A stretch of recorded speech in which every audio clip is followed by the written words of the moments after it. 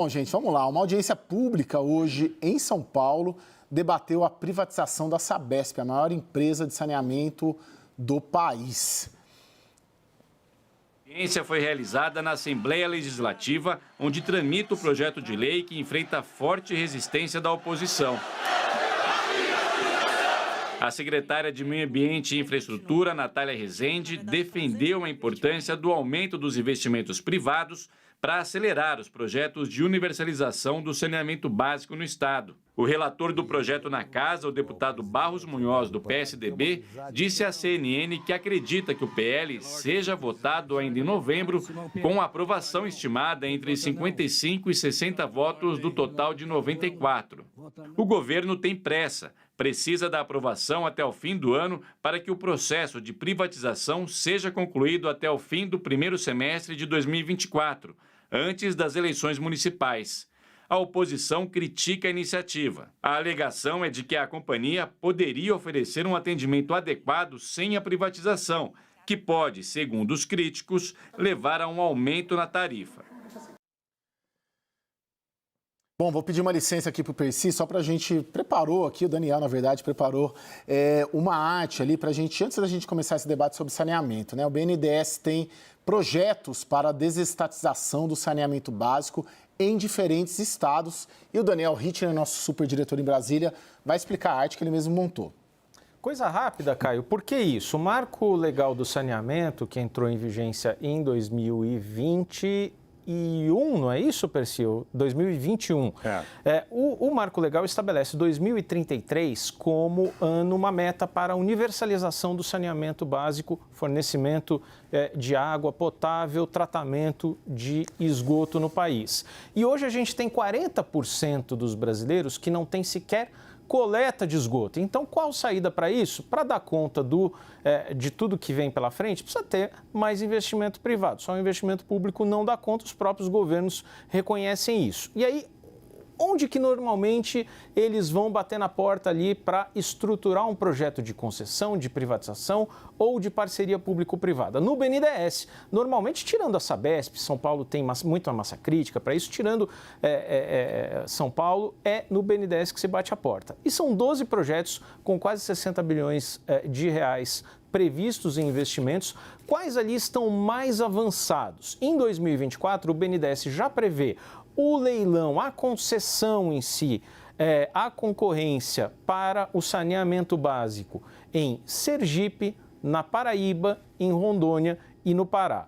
Nos demais estados que a gente vê ali, tem coisa grande, tem a privatização da Copasa, Companhia de Água e Esgoto de Minas Gerais. Tem em Porto Alegre a DEMAI, que é a companhia que atende a capital gaúcha. Todos esses projetos estão sendo estruturados pelo BNDES com uma previsão de irem a leilão nos próximos anos. Mas aí, Caio, se você me permite, eu já tenho até uma pergunta para o Percy. Porque, ora, se a gente vai ter mais dinheiro privado ali e poucas empresas hoje atuam em saneamento, será que a gente vai ficar dependente ali de 3, 4, 5 grupos privados tomando conta de todo o saneamento básico no país? Bom, Caio, excelente pergunta. Daniel, perdão, excelente pergunta e gostaria também de te agradecer por estar aqui e poder esclarecer isso. Quer dizer, esse nunca é o objetivo de um marco do saneamento como que foi aprovado. A ideia é abrir e manter a competição aberta. Os projetos estruturados pelo BNDES são projetos que visam criar leilões competitivos. Nós tivemos, seguramente, neste primeiro ciclo de projetos, digamos assim, nessa primeira de rodada, projetos de operadores privados que já estavam no Brasil com muito apetite por aumentar a sua participação privada no saneamento e que acabaram por conhecer o setor e por ter eficiência operacional sendo mais agressivos nos leilões e capturando os projetos. Importante também, Daniel, ter claro que muitos dos operadores privados, quando entraram nesses projetos, trouxeram parceiros trouxeram investidores parceiros, quer dizer, não são somente as empresas privadas que operavam, que estão nos seus projetos. Tem alianças dessas empresas com bons fundos de investimento que permitem maior celeridade nesse investimento e estruturas financeiras mais robustas para que essas novas concessões possam enfrentar o desafio da universalização. Ô, Percy, aqui a privatização da Sabesp, né, a principal estatal de saneamento do país, qual que é a sua percepção ali? A tramitação, as condições políticas, tem um desafio grande aqui para o governador Tarcísio de Freitas, o caminho está bem azeitado ou tem muito obstáculo ainda para ela sair? Caio, um processo de privatização ele nunca é simples. A gente viu isso no setor elétrico, a gente viu isso em todos os setores de infraestrutura, principalmente quando a gente trata de uma concessão pública e quando a gente trata do elemento água. O elemento água é muito sensível socialmente, mas é um debate que precisa ser enfrentado. Nós temos visto o governo do Estado de São Paulo enfrentar esse debate de frente. A secretária Natália esteve lá na Lesp, a notícia que se tem é que não foi uma audiência pública tranquila, mas o importante é a gente separar ao máximo o que é ideologia e o que são dados concretos. Eu acho que o processo da Sabesp, ele traz em si um conjunto de lições aprendidas de processos de privatização anteriores. Isso é positivo.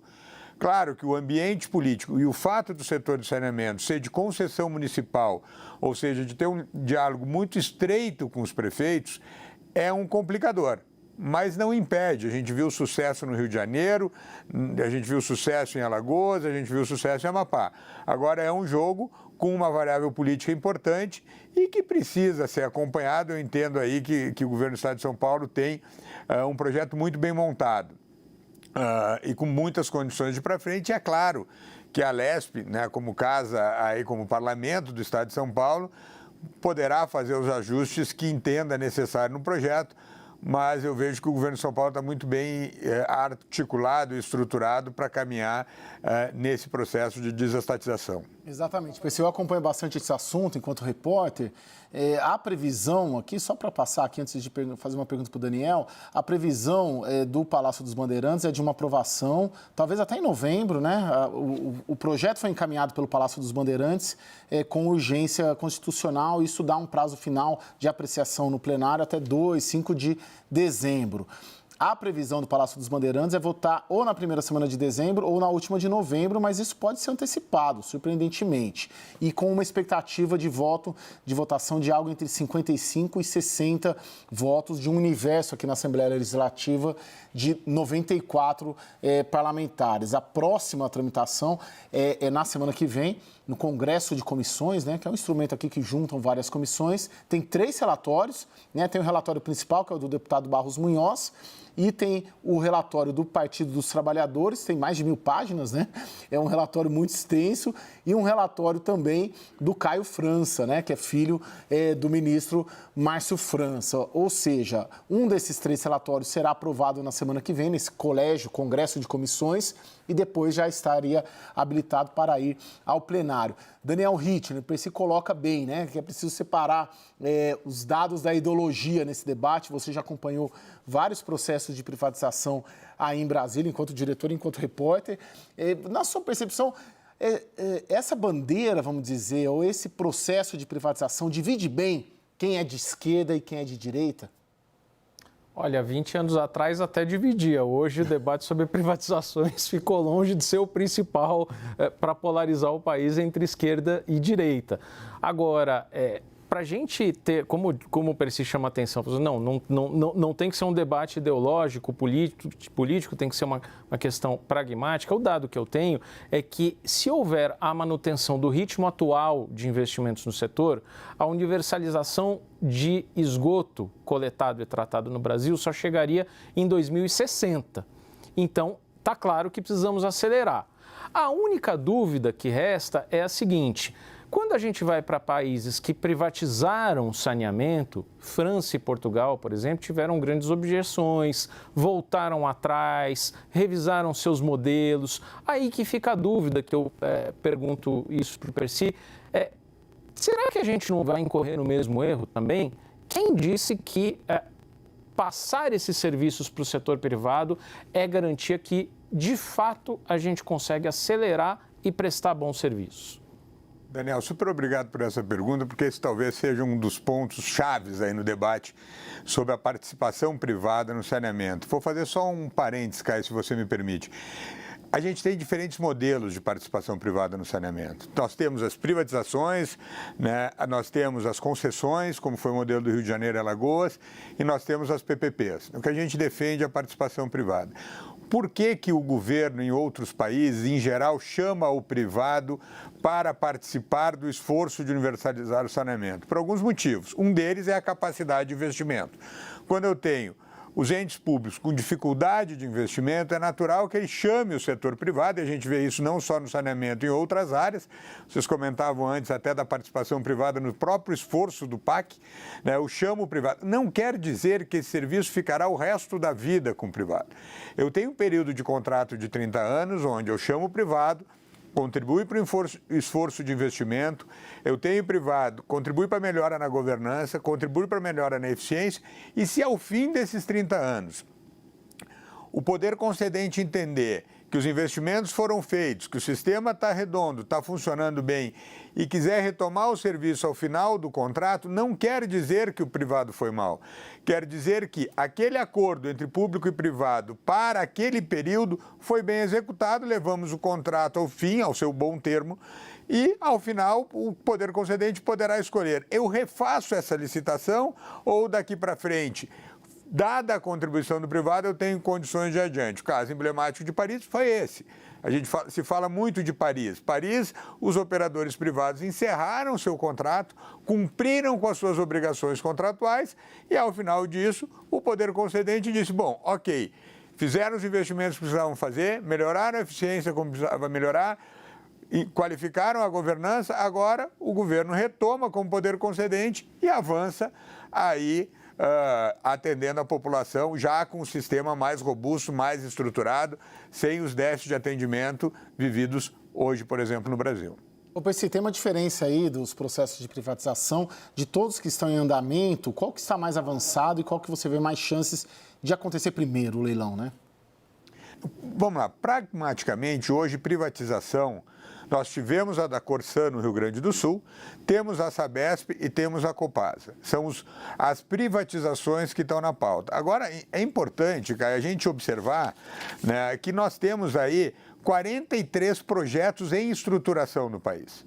Um conjunto de concessões, um conjunto de PPPs. Então, vamos lá, privatização, provavelmente a Sabesp é onde o peso político do governo do estado está mais explícito, quer andar mais rápido. A Copasa parece que o ritmo está um pouco mais lento, deve sair Sabesp primeiro.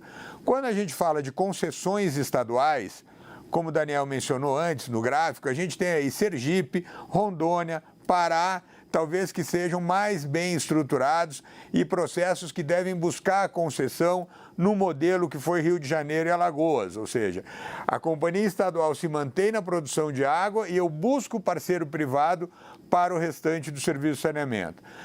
O estado da Paraíba vem estruturando uma PPP e o estado do Paraná também já licitou uma PPP e deve licitar mais duas. Então, veja bem, nós temos nos diferentes modelos projetos já com bom grau de amadurecimento. Caio, só uma rápida nota de rodapé aqui. Todos sabem que Belém sediará a COP30 em 2025, com grandes pretensões de mostrar ao mundo todo o ativo que o Brasil tem em diplomacia ambiental. O detalhe é que o Pará tem menos de 5% de esgoto coletado. Então, eu vejo o governador do Pará, Helder Barbalho, extremamente interessado em não só conceder os seus serviços de saneamento o mais rapidamente possível, mas também engajar aí o setor privado numa boa disputa para oferecer esses serviços a contento. Agora, Daniel, em nível de governo federal, houve, de certa maneira, uma retração, né? Claro que o PAC, por exemplo, como eu já disse aqui, inclusive no começo do WW, tem uma previsão de 70% de capital privado, mas o modelo de privatização não, né?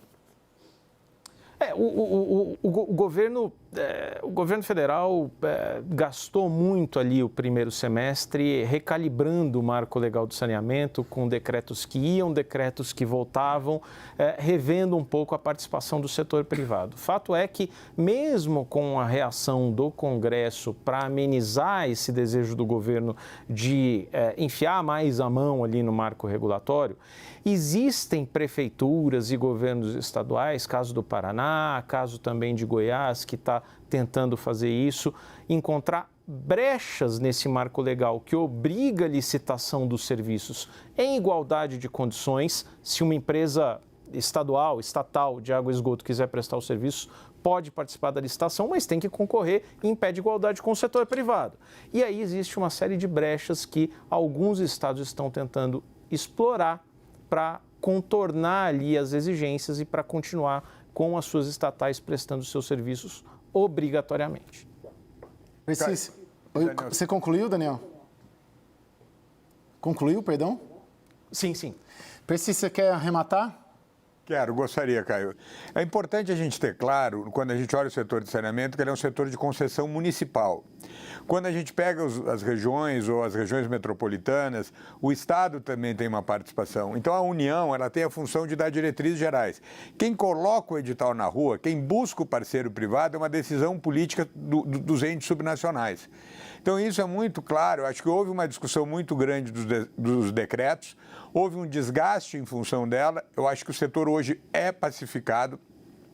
Nós estamos aí com uma boa estabilidade jurídica e institucional para que os projetos saiam. Importante é a gente não forçar o modelo. Quer dizer, ir adiante, eu acho que os projetos estão bem estruturados, sejam em privatizações, sejam em concessões, sejam em PPPs.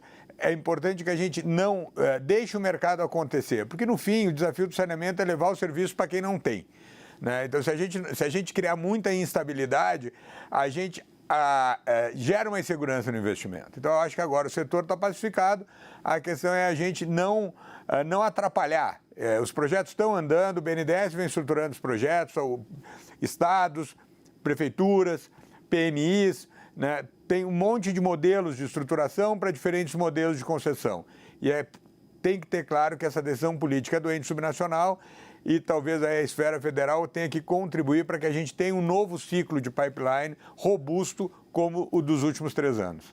Bom, Percy Soares Neto, peguei minha cola aqui, diretor executivo da Associação e Sindicato Nacional das Concessionárias Privadas de Saneamento. Percy, muito obrigado, viu, por estar conosco aqui. Obrigado, Caio. Obrigado, Daniel, pela oportunidade.